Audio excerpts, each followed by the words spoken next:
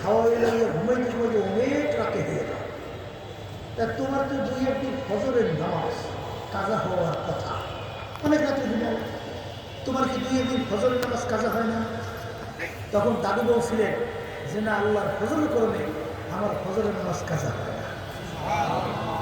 বলে তুমি ওঠো কিভাবে? তখন দাদু বলছিলেন যে যখন ফজরের নামাজের সময় হয়, কে জানি আইসা আমাকে গাড়িটা উঠাইয়া দিয়ে যা। কথা ঠিক না? তাহলে আল্লাহ রাব্বুল আলামিন দেখেন কিভাবে তার হুকুম পালন করার ব্যাপারে আল্লাহ রাব্বুল আলামিন ব্যবস্থা করে। কি কথা ঠিক কিনা? এই জন্য আমার ভাইদেরকে বলবো, পর্দালে মা বোনরা যারা শুনতেছেন, বলছি মাপকাঠি, বলছি মাপকাঠি।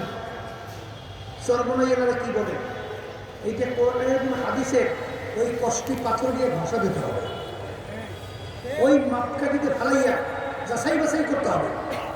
মন চাইলেই যেরকম ইচ্ছা সেরকম চলা যাবে। এই মান রব্বুকা, তোমার রবকে, এইটা আমরা মুক্ত বলবো আল্লাহ। কথা ঠিক না? ঠিক। এই অন্তরেও কি আজকে আল্লাহ না, কাজে হ্যাঁ কিন্তু এক সাইডে আমার বাজারটা কিন্তু আছে, সর্বক্ষেত্রে আমার মালিককে রব মানতে পারে না। কি আমি ভুল বলছি না ঠিক বলছি? এই আমার মালিক বলছেন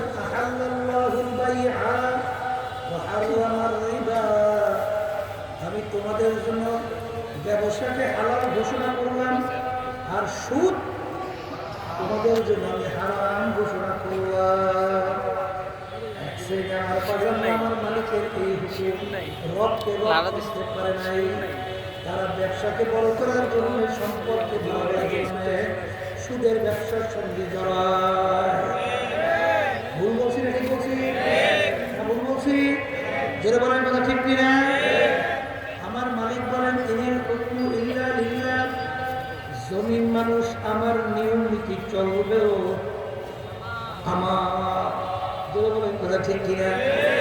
এক শ্রেণী আমার বাজানরা মুখে বলে রব্বি আল্লাহ, কিন্তু তারা যে নীতি আদর্শ বাস্তবায়ন করতে চায় সেই নীতি আদর্শ হল কুফর, মানব রচিত তন্ত্রমন্ত্র। কি আমি মনে ভুল বলি? এই ঠিক বলছি না? এই জোরে বলেন কথা ঠিক না ঠিক? আমার মালিক বলেন ওয়াজে তালিবুন তাগুত, তোমরা তাগুত থেকে বাইচা থাকো, পরহেজ করো। তাগুত কাকে বলে? এই তাগুতের ভিতরে একটা বড় তাগুত হলো মানব রচিত কুফরি তন্ত্রমন্ত্র। জনগণের কথা ঠিক না ঠিক?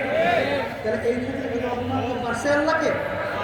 আমার কথা পারে কি মানতে পারছে? হ্যাঁ, এই জন্য আমার বাজানদেরকে বলবো যে এরকম দুনিয়ায় স্বাধীনতায় পরীক্ষার হলে যারা আল্লাহর হুকুম প্রতিটা ক্ষেত্রে মানতে পারে নাই, তারা কবরে যাওয়ার পরে যখন প্রশ্ন করবে মান রব্বুকা, তোমার রবকে বলো, তখন তুই হাতটা বাক্কা খাইয়া যাবে, বলবে জানি না আমার রবকে। কারণ দেশ চালাবার ব্যাপারে মনে করছিলেন মানবরা ছোট তন্ত্র মতো পুকুরি, এর মাধ্যমে শান্তি আসবে, সেই পথে চলছি। আল্লাহর নিয়ম অনুযায়ী রাষ্ট্র পরিচালনার চিন্তাও করি নাই, তার সঙ্গে গড়াইয়া চলিও নাই। এখন রক্ত মানুষই অমুক তমুক সমুখে কথা কয় না? এক শ্রেণী বর্তমানে বেরিয়েছে না যে আওয়ামী লীগের নেতারা নাকি বলতো না, ক্ষমতা থেকে গেলে 1 লক্ষ 10 লক্ষ মানুষ একদিনে মারা যাবে। কি শুনছিলেন? আজকে কয় শুনছিলেন? হ্যাঁ শুনছেন? তাহলে মানুষ কারে মানুষ আওয়ামী লীগ কথা কয় না? জোরে বলার কথা ঠিক না? হ্যাঁ, আবার এক শ্রেণী মনে করে বিএনপি যদি ক্ষমতায় নাই আসে বাঁচবই না। বাসের মনে কারে মনে করছে মনে হয় বোঝেন না, তাই মুখ চুপ করে বসে থাকেন। আমি কেমন খুঁজে করে বলছি চাকরি টাকার বাঁচবো না। এই বাসের মালিক কাকে বানাইছে? চাকরি না? এখন সর্বক্ষেত্রে আমার মালিককে রব মানতে পারছে, সে তো আর ঠিক মতো উত্তর দিতে পারবে না। রব্বি আল্লাহ, ওই জায়গায় ধরা খাবে। দ্বিতীয় নম্বর প্রশ্ন, দিনুকা, কোন নিয়ম নীতি অনুযায়ী ধর্ম অনুযায়ী চলছে? বলো। আমার বাজার পর্দার কারণের নিয়ম নীতি আদর্শ কালচার ভালো লাগে না।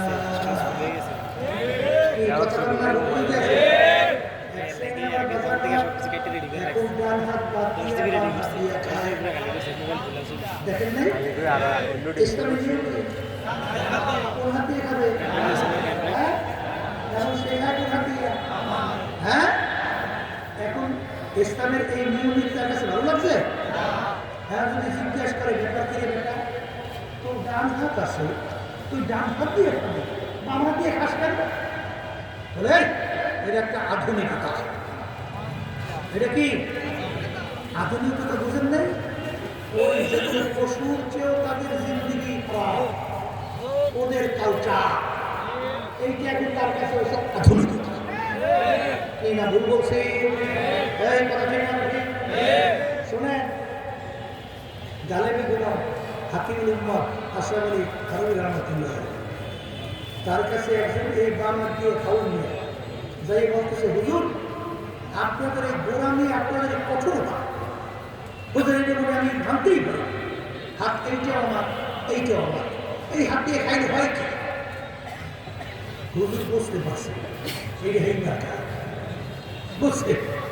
এখন হুজুরকে চিন্তা করছে, ওকে যদি কোরআন এবং হাদিস অনুযায়ী উত্তর দিই তাহলে ও তো বুঝবে না, তাহলে ওকে বুঝাইতে হবে সেইভাবে। এখন হুজুর বলতেছে, এই বেটা তুমি বুঝো আমার এইটা, তুমি বুঝো আমার এইটা, বুঝে এইটা দেখানোর পরে সে সুস্থ না শেষ? হ্যাঁ, চেষ্টা না? সেইটা হুজুর কিন্তু গালাগালি যা দরকার সব করছে, হুজুর শুরু করে বসে গালাগালি শেষ। এখন বলছে, ভাই আপনি আমার উপরে এত চেপলেন কেন? বলে, হুজুর আপনি আমাকে অপমান করছেন। এই বেটা কি অপমান করছে? বলে, এই আঙ্গুল দেখাইয়া আপনি আমাকে অপমান করছেন। বলে, এই বেটা আঙ্গুল এইটাও আমার, এইটাও আমার, এইটা দেখলে তুই সেতু নাই, এইটা দেখলে এত শেষ না, এইটাও আমার, এইটাও আমার। আল্লাহ বলছে ডান হাত দিয়ে খাওয়া দাওয়া করে ভালো কাজ করো, আর বাম হাত দিয়ে শস্য করো, অন্য অন্য এই কাজগুলো করো। তাহলে তুই একটা সঙ্গে একটা মিলে আসবে। এই এক পদের আছে না? কালচার ভালো লাগে নিজে দিকে। কোন হিন্দু তাকে কোনো সময় পানি বলাইতে পারছে? আসতে পারে না, আমি ভুল বলছি? পারছেন? আমাদের সরমাইতে এক হাজি সাহেব ছিল, বুঝলেন? ওই সময় তো হাজি সাহেব তো খুব বেশ সম্মানিত ছিল এলাকার মধ্যে, তখন হজ করা তো সহজ ছিল। এখন হাজি সাহেবের দোকানে এক হিন্দু ছোট্ট একটা বাচ্চা, সে দোকানদারি তাই আসছে, নুন না জানি কিনে আসে। এখন পয়সা বলতেছে, হাজি সাহেব লবণ দেয়। বলে, তুই বল যে হাজি সাহেব নুন দেয়। তুই নুন যদি না বলো তাহলে তোর আমি নুন দেবো না। এত চেষ্টা করলো, ওর মুখ থেকে নুন বলাইতে পারলই বাড়ি ওকে নুন বলাইতে পারি। কথা ঠিক না? ঠিক।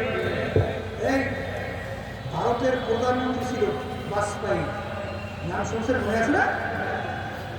বাংলাদেশে আসছিল অটল বিহারী বাজপেয়ী, বাংলাদেশে আসছিল কি বই আসছিল? ধুতি। ধুতি ওদের ধর্মীয় পোশাক। বাংলাদেশে আসে ধর্মীয় পোশাক ছাড়ে নাই। এখন বর্তমানে নরেন্দ্র মোদী দেখছেন কিভাবে ওদের ধর্মীয় যে কালচার, ও কালকে পরশুদিন দেখলাম, মানে শুনলাম কি জানি ওদের ওই যে বৌমা আছে না, গরু বৌমা না, ওই পোষাবলা ওইটাকে পবিত্র মনে করে, ওইটা দেখে পাকসাপ না ওই করে পূজা করতেই হবে। এই কথা ঠিক না? ঠিক। ওদের ধর্মীয় কালচার ওরা ভালো বোঝে, খ্রিস্টানদের ধর্মীয় কালচার ওরা ভালো বোঝে। আর এক সাইডে আমরা মুসলমান বাজানরা আসলে মুসলমানদের নীতি আদর্শ ভালো লাগে। বলেন কথা ভুল বলছি, ঠিক বলছি?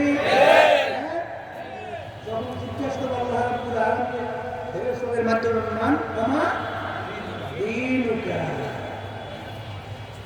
কোন ধর্মাবলম্বী কোন ধর্মের নীতি অনুযায়ী চলছে, যারা কি দুনিয়ার স্বাধীনতার পরীক্ষার হলে নিজের ইচ্ছা সেরকম চালাইছে, এরা কি উত্তর দিতে পারবে আমার দিন ইসলাম? আসতে পারে জোরে পারবে না ধরা খাইব? হ্যাঁ। 3 নম্বর প্রশ্ন, আমার নবী আল্লাহর হাবিবকে দেখাবেন মান হাদার রাজুল, বলো ব্যক্তিকে। হে কবরের যাত্রীরা, এই দুনিয়ার স্বাধীনতার পরীক্ষার হলের মধ্যে যারা আল্লাহ রসুলকে সর্বক্ষেত্রে নেতা মানতে পারেন নাই, সে যে নীতি আদর্শ নিয়ে আসছিল সেই নীতি আদর্শ অনুযায়ী চলতে পারেন নাই, সে আল্লাহ রসুলকে দেখে তো চিনতে পারবে না। জোরে কার পারবে? তখন বলবে হা হা লা আদরি, আমি তো জানি না ব্যক্তিকে। 3 নম্বর প্রশ্ন, এই কথার মাধ্যমে আমি মূলত বোঝাতে চাই কবরে কিন্তু কোনো দলাদলি নাই। কবরে যদি পরিচয় আমি চরমনাই, আমি চরমনাই মুরিদ, আমি চরমনাই মুহিদ্দিন, এই পরিচয় কিন্তু কবরে চলবে না। আমিও মুক্তলে পরিচয় কিন্তু কবরে চলবে না। যদি চল তুই বাগানে এই নীতি আদর্শ সবসময় মনে রাখেন। রাসূল সাল্লাল্লাহু আলাইহি ওয়াসাল্লাম দুনিয়ায় থাকা অবস্থায় তার পরিচয় সত্য সন্তান ফাতেমা রাদিয়াল্লাহু তাআলা আনহা কষ্ট হইতেছে না দুনিয়ায় থাকা অবস্থায় ইঙ্গিত করে বলছিলেন, ইয়া ফাতেমা তুই নাফসাকি লিল্লাহ, হে ফাতেমা দুনিয়ায় থাকা অবস্থায় নিজে আমল করো, জাহান্নামের আগুন থেকে বাঁচো, এরপরে অন্ধকার কবরে শুয়ো। কারণ ফাতেমা যদি কবরে পরিচয় দাও, আমি আখেরি জামানার নবীর মেয়ে। আল্লাহ রাসূল সাল্লাল্লাহু আলাইহি ওয়াসাল্লাম বলেন, ফাতেমা রে, এই পরিচয় কবরে কোনো কাজ হবে না। এই কবরের যাত্রী আল্লাহর বান্দারা, হে পর্দার আড়ালের মা বোনেরা, আল্লাহ রাসূল সাল্লাল্লাহু আলাইহি ওয়াসাল্লাম তার মেয়ের ব্যাপারে যে সতর্কবাণী শোনাইতে পারে, এখন নিজে নিজে প্রশ্ন করো, তাহলে তোমার উপায় কি? আমার উপায় কি? এ কবরের যাত্রীরা আল্লাহর বান্দারা, পর্দার আড়ালের মা বোনেরা, বাগান যারা পাগল, ভালো মন্দ যারা কিছু বুঝে না, তাদের ব্যাপারে কিন্তু কোনো শরীয়ত নাই, তাদের ব্যাপারে কোনো নামাজের হুকুম নাই, রোজার হুকুম নাই, ভালো মন্দ বিবেচনার হুকুম নাই। কত ভালো মন্দ বিবেচনা করার শক্তি ব্রেন করে নাই। এই জন্য পাগলের কোনো শরীয়ত নাই, ওর কোনো সওয়াব নাই, ওর কোনো গুনাহ নাই। কিন্তু যার মেধা আল্লাহ ভালো রাখছেন, ভালো মন্দ ইতিহাস করার শক্তি আছে, সে বুঝে শুনে যদি বিপদে চলে, তখন সে তো কবরে ধরা খাবে। যেটা বলেন কথা ঠিক বলছি না ভুল বলছি? এই জন্য বুঝের জন্য আমি কোরআন কারীমের শুরুর আয়াত আপনাদের সামনে তেলাওয়াত করছি বুঝের জন্য। যারা মানুষ, যারা জ্ঞানী, যাদের আল্লাহ বুঝদান করছেন, তারা কিন্তু বুঝবে। দুনিয়ার ভিতরে লক্ষ লক্ষ কিতাব বই পুস্তক, কোনো কিতাবের শুরুতে কোনো লেখক কিন্তু চ্যালেঞ্জ হিসাবে বলতে পারে নাই আমার কিতাবের বইতে কোনো ভুল নাই। বরঞ্চ সমস্ত লেখকটাকে ভুল হলে জানাবে, পরবর্তী সংস্করণে আমি সংশোধন করব। একটাই দুনিয়ার ভিতরে কিতাব যার শুরুতে আল্লাহ রাব্বুল আলামিন চ্যালেঞ্জ হিসেবে বলছেন, যালিকাল কিতাব লা রাইবা ফীহি। এই যে কিতাবটার ভিতরে ভুল সন্দেহ বলতে কিছু নাই। বাজার আজকে মুসলমানের দলের জন্মগ্রহণ করিয়া এক সিনেমার বাজানের ইংরেজি বাংলা একটু করিয়া ধরাকে যারা সরাসরি মনে করেন না, আমি সেই বাজানদেরকে বলবো, পর্দারে মাহবুবদেরকে বলবো, বাজার ইতিহাস করিয়া দেখো। কয়েক বছর পূর্বেও কানাডার টরন্টো ওই ইউনিভার্সিটির এক প্রফেসর বাজান কেলি মিরর, ইতিহাস পড়লে দেখবে তিনি গণিত এবং যুক্তি শাস্ত্রের উপরে বড় পাণ্ডিত্য অর্জন করছিল। বাইবেল অর্থাৎ খ্রিস্টান ধর্মের কিতাব বাইবেলের উপরে পাণ্ডিত্য অর্জন করছিল। তার সঙ্গে আহমদ দিদারের সঙ্গে যখন দিদার পায় তখন আহমদ দিদার বলছিল কোরআন কারীমের হুকুমাতুন জারি, বাইবেলের হুকুমাতুন বন্ধ। এক পর্যায়ে বাইবেল এখন ঠিক নাই, কোরআন কারীম ঠিক। যখন ওই ক্যারিবিয়ন কোরআন কারীম নিয়ে যখন রিসার্চ করলো, রিসার্চ করার পরে তিনি দেখে কোরআন কারীম সত্য। তিনি কালিমা করে মুসলমান হয়ে গেল। আমি আমার বাগানদারকে বলবো, পর্দার মানুষদেরকে বলবো, কোরআন কারীমের ভিতরে আজ পর্যন্ত কেউ ভুল বের করতে পারে না, কোনোদিন পারবে না। আমরা প্রধান রহমাতুল্লাহি আলাইহি বলতে যে বাগান তোমাদের সঙ্গে আমাদের কোনো ঝগড়াও নাই, না আমাদের কাটাকাটিও নাই, তোমরা তামাম দুনিয়ার সমস্ত মানুষ একত্রিত হও, যদি কোরআন কারীমে একটা ভুল বের করতে পারো, আমি তোমার কাছে পরিষ্কার ঘোষণা তোমরা শুনছেন, বাজার দুনিয়ার জিন্দেগি কিন্তু একটাই, দ্বিতীয়বার আর কিন্তু ফেরত পাওয়া যায় না। আর দুনিয়া মাজরাতুল আখিরা, এই দুনিয়াটা হলো আখিরাতের সম্পদ কামাই করার জায়গা। যাদের ভিতরে জ্ঞান আছে আমি বলবো, হে আল্লাহর বান্দারা চিন্তা করো, দোয়া করো, তারপর দুনিয়া থেকে বিদায় নিয়ে কবরে যাও। কারণ তাদের একবার যদি কেউ কবরে যাইয়া ঠকো আর দ্বিতীয়বার দুনিয়াতে আসে আপনি ঠিকবার কিন্তু আর কষ্ট নাই। আমার আব্বা রহমাতুল্লাহ আলাইহি বলতেন, বাবা অনেক মানুষ তোমরা আমাকে মহব্বত করো, অনেক সময় আমার হুকুম পালন করার জন্য আগে জান দেওয়ার জন্য প্রস্তুত হয়ে যাও, কিন্তু আমি প্রস্তুত করি ভালোভাবে চিন্তা ভাবনা করিয়া দেখলাম, আমি যদি কবরে চইলা যাব, তোমরা যদি ফুলের মালা একটার পর একটা গাইতে আমার কবর করিয়া রাখো, আমার মাওলা যদি আমাকে কবরে মাফ না করে, ওই ফুলের মালা আমার কিছু আসে যায় না। আর যদি জুতার মালা একটা বার একটা গাইতে আমার কবর ধরে রাখো, আর আমার মালিক যদি আমাকে কবরে মাফ করিয়া দেয়, ওই জুতার মালা আমার কিছু আসে যায় না।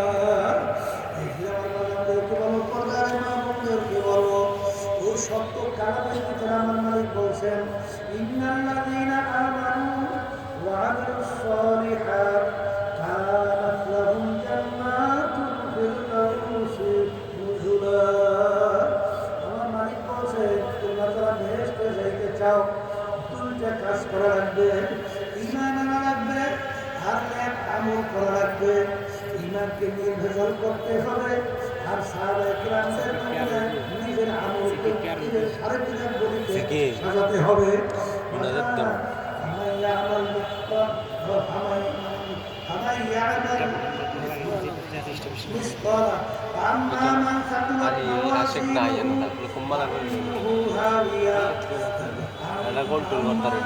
ثقلت موازينه فهو في عيشة راضية وأما من خفت موازينه فأمه هاوية।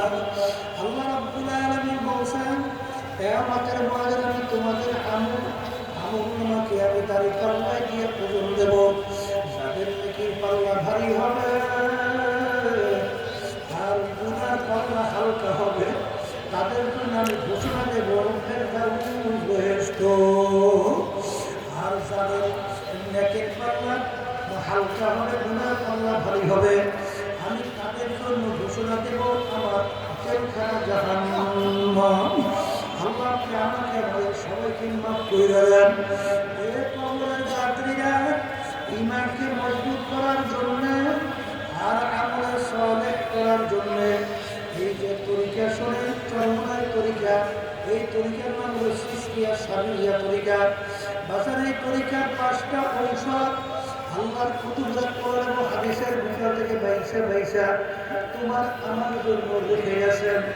আমার আব্বাজারের মুখে শুনতাম, আমার দাদা রহমাতুল্লাহি আলাইহি বলতেন, এই 5 ঔষধ তোমরা ঠিকমতো একটু পালন করে পরীক্ষা করে দেখো, যদি তোমাদের ভিতরে কোনো পরিবর্তন না আসে, দাদারা জোর দিয়ে বলতেন আমাদেরকে গালি দিও, কিন্তু আজ পর্যন্ত কোনো আল্লাহর বান্দা, কোনো আল্লাহর বান্দি যারা এই ঔষধ পরীক্ষাগুলো পালন করে দেখছে কেউ ঠকে নাই। জোরে বলেন করে ঠিক না বেঠে? আমার বাবাদেরকে বলবো, পর্দার মাহবুবদেরকে বলবো, আমাদের উদ্দেশ্য হলো নেকের পাল্লা ভারী করা, গুনার পাল্লা হালকা করা। নেকের পাল্লা ভারী করার জন্য, ঈমানকে মজবুত করার জন্য পরীক্ষামূলক একটু দেখেন এই তরিকা ঔষধ পালন করি না। আল্লাহর ফজল করবে যারাই পালন করছে তাদের তেলের ভিতরে দিনের দিন আল্লাহর ভয় পয়দা হইতে থাকে, তাদের আমল নেকির দিকে চলতে থাকে, গুনাহ থেকে ফিরতে থাকে। তামাম দুনিয়া যদি তাদের পায়ের উপরে ফেলে দেওয়া হয়, আর আল্লাহ রাব্বুল আলামিন যেই মালের ব্যাপারে ভেজাল, আল্লাহর ফজলের ওই দিকে তাদের নজর যাবে না। ভালো করে মনকে বুঝাও, তারপর দুনিয়া থেকে বিদায় নিয়ে কবরের দিকে রওনা করো। কারণ বাজার দুনিয়ার জিন্দগি কিন্তু একটাই, দ্বিতীয়বার আর ফেরত পাওয়া যায় না। অনেকে বলে হুজুর মন তো চায় ভালো হবো, মন তো চায় গুনাহ থেকে ফেরবো, কিন্তু হুজুর পারি না। বাজান কিভাবে পারবেন? ভালো করে বলেন, আল্লাহ রাব্বুল আলামিন তোমাকে আমাকে হুকুম করছেন, ওয়াকুনু মা'আস সাদিকিন, তোমার সাদিকিন বান্দাদের সঙ্গী হও। সাদিকিন বান্দাদের সঙ্গী না হইলে বাজান তুমি ইচ্ছা করলেই ভালো পথে চলতে পারবে না, কেউ কোনোদিন পারে না। এই জন্য আল্লামা জালালউদ্দিন রুমি রাহমাতুল্লাহ আলাইহি তিনি বলছিলেন, খোদ বা খোদ মাওলানা রুমি নাশদ তাকুলামে শামসুত্তিবিরিজিদাশদ। আমি রুমি ততক্ষণ পর্যন্ত রুমি হতে পারি নাই যতক্ষণ পর্যন্ত শামসুত্তিবিরিজি সাগরে হইতে পারি নাই। এই ক্ষেত্রে যে আমার আব্বা রহমাতুল্লাহ আলাইহি বলতেন, আমার দাদা রহমাতুল্লাহি আলাইহি কথা উদ্ধৃতি দিয়া দাদাজান বলছিলেন, যার মুরব্বী নাই ওর মুরব্বী হয় শয়তান।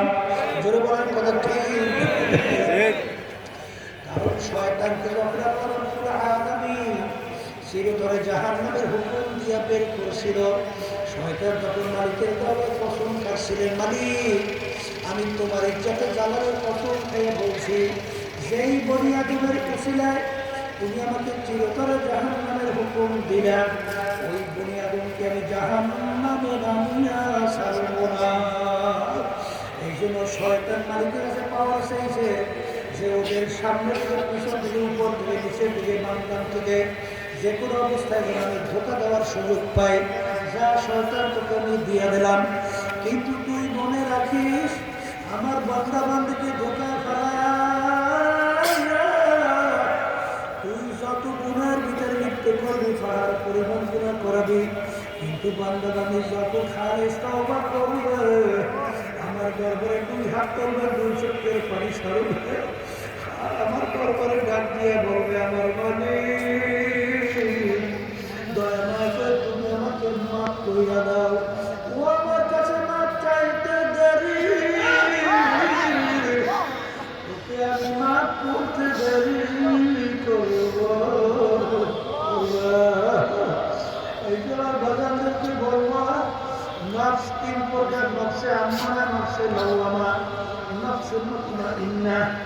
যারা কি কোরআনুল কারীমের ভিতরে কথা বাজার, নফসে আম্মারা কাকে বলে? সবসময় গুনাহ করতে ভালো লাগে, নেকের কাজ ভালো লাগে না। বাজার তুমি বুঝবা তোমার ভিতরে নফস হলো নফসে আম্মারা। কোন নফস? নফসে আম্মারা। বাজার এই যে তরিকার শব্দের কথা শোনেন, বাজার এই যে জিকির আজকারের কথা শোনেন, এই জিকির আজকার করার মাধ্যমে, কোরআনুল কারীম তেলাওয়াত করার মাধ্যমে, বাজার মাউতের মুরাকাবা বেশি বেশি করার মাধ্যমে আল্লাহর ফজল করে ওই নফস পতন হইয়া নফস এক পর্যায়ে নফসের লাওয়ামায় পরিণত হইয়া যায়। বাজার আবার এই নফসের লাওয়ামা জিকির আজকার করতে করতে বাজার মুজাহাদার মাধ্যমে নফসের মুতমাইন্নায় পরিণত হইয়া যায়। আর আল্লাহর ফজল করে নফসে মুতমাইন্না কাকে বলে? বাজার ন্যাক করতে পারে, গুনার কাজ সারতে পারে।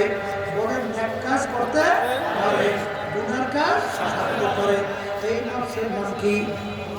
বলেন নফসে মুতমাইন্না।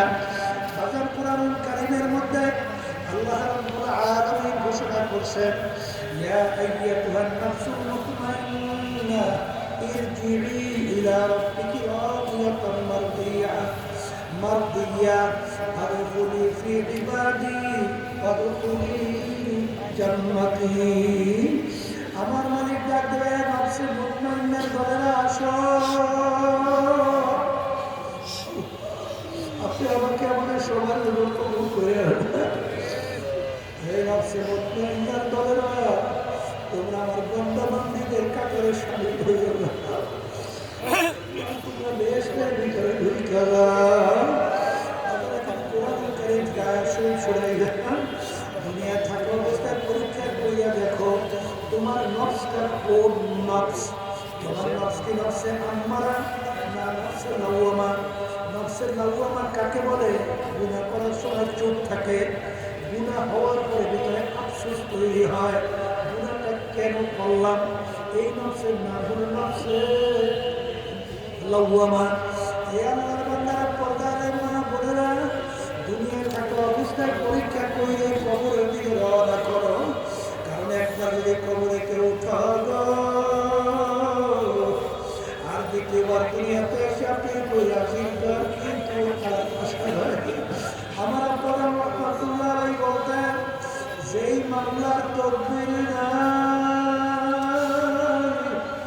ওই মামলার কিন্তু খালাস নাই। দুনিয়ার মামলা যদি তুমি তকদির না করো,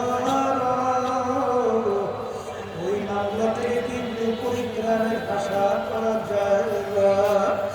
এ কবরের যাত্রীরা, তোমার আমার সামনে আখিরাতের 5টা মামলা দাঁড় হয়ে আছে।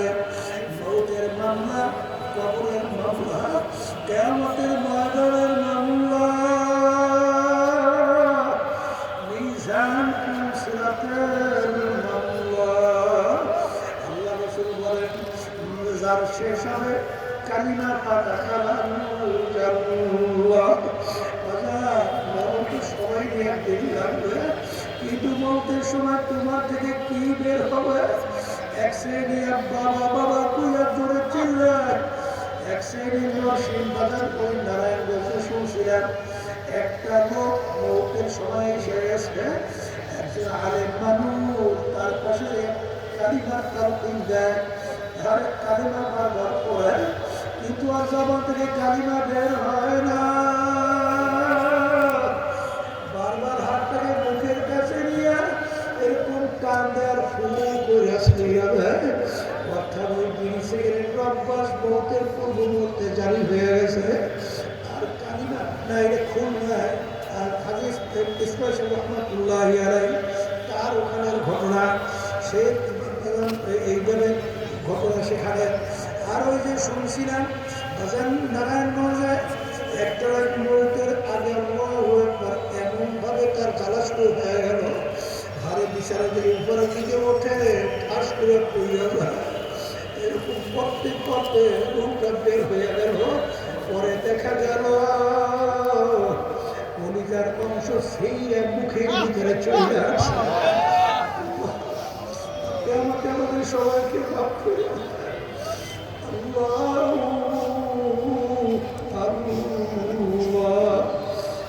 আমার বাজানদেরকে বলবো, পর্দাদেরকে বলবো, মৌত তো সবাই হবে, কিন্তু বাজান কোন অবস্থায় হবে? আল্লাহ আমাদের সবাইকে কালিমা সহ আল্লাহ রুহের হওয়ার তৌফিক দান করেন। আমিন। হে আল্লাহর বান্দারা, কিয়ামতের ময়দান, হারে কিয়ামতের ময়দানে ঘর নাই, বাড়ি নাই, পানি নাই, গাছ নাই, আগুন নাও কোনো জায়গা নাই। কিয়ামতের ময়দানটা হবে বাজার তামার জমিন। বাজার কিয়ামতের ময়দানে সবাই কোথা লাগবে? এই যে আমরা সূর্য দেখতেছি, এই সূর্য দুনিয়ার থেকে 9 কোটি 30 লক্ষ মাইল দূরে আসবে। বাজার সূর্যের যেদিকে তাপ বেশি সেই দিকে উপরের দিক, তাপ যেদিকে কম নিচের দিকে। 9,30,00,000 মাইল দূর থেকে গরমের দিনে দুপুরের সময় যখন এই ঠান্ডা জমে, যখন সূর্য তাপ দেওয়া শুরু করে, বাজান সূর্যের তাপ সহ্য করা যায় না। ওই সময় যদি কাউকে ট্রেনের চালে বাইরে রাখা হয়, 1 ঘন্টা পরে মনে রাখে তার জীবনটা তালাশ করে পাওয়া যাবে না। এত কঠিন এই কল্পতাপ 9,30,00,000 মাইল দূর থেকে। কিন্তু বাজার কিয়ামতের ময়দান, এই সূর্য আমার মালিক 1 হাত বা সোয়া হাত মাথার উপর আমার মাওলায় উবু করে সাইরা দেবে। সাইরাই আমার মালিক বলবে, সূর্য তোর ভিতরে যত তাপ আছে সারা দেখার মান বুঝুক আমি মাওলা কেমন। কিয়ামতের ময়দানে ঘর বাড়ি নাই, পানি নাই, গাছ নাই, ভাগুন নাই, জায়গা নাই। সূর্যের তাপে কিয়ামতের ময়দানটা পুরিয়া লাল চামড়ার মতো লাল হইয়া যাবে।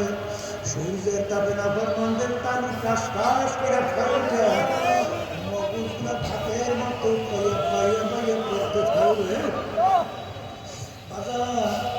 ওই সময় আল্লাহ রাব্বুল আলামিন তার স্পেশাল আরশের নিচে 7 প্রকার লোককে ডাইকে ডাইকে ছায়া দান করবে। কোনো ছায়া থাকবে না, একমাত্র আল্লাহর স্পেশাল আরশের ছায়া ছাড়া। 7 প্রকার লোকের ভিতরে 1 প্রকার বাজার ওই জাকিরিন, যারা নির্জনে গোপনে অন্ধকারে মাওলার জিকির করতে করতে তাদের 2 চোখের থেকে পানি ছাইয়া কাঁদবে, গুনার কথা মনে করবে, মালিকের দরবারে মাপ চাবে। এই জাকিরিনদেরকে ডাইকে মালিক তার আরো ছায়া দান করবে। আর এক শ্রেণী আল্লাহর বান্দা বান্দি, উব্বু ফিল্লাহ বুযু ফিল্লাহ, দুনিয়ায় পরীক্ষার অনেক স্বাধীনতা পাইয়া যারা নাকি মহব্বত রাখবেও আল্লাহকে রাজি খুশির জন্য, আর মহব্বত ছাড়বেও আল্লাহর রাজি খুশির জন্য, ওই শ্রেণীর মানুষদেরকে আল্লাহ রাব্বুল আলামিন ডাইকে তার স্পেশাল আরশে ছায়া দান করবে। এক শ্রেণী আমার বাজানরা দলকে মহব্বত করে, দল ইসলামের বিরুদ্ধে, আল্লাহ রাসূলের বিরুদ্ধে বাজার বিভিন্ন ধরনের শয়তানি, মিথ্যাচার, খুনি, গুমি, বিভিন্ন কায়দায় কার্যক্রম আর মানব রচিত কুফরি তন্ত্রমন্ত্র, তারপরে সেই দলের সঙ্গে জড়াইয়া দল করে, জোরে বলেন কথা ঠিক কিনা, সেই দলকে মহব্বত করে।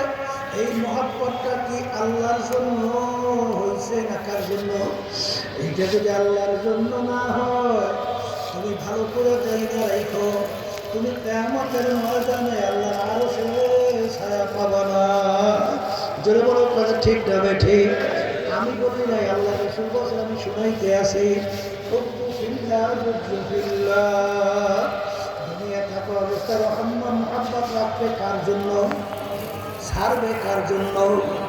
এই শ্রেণীর লোকদেরকে মালিক গায়িকা তারা আরো সে ছায়া দান করবে।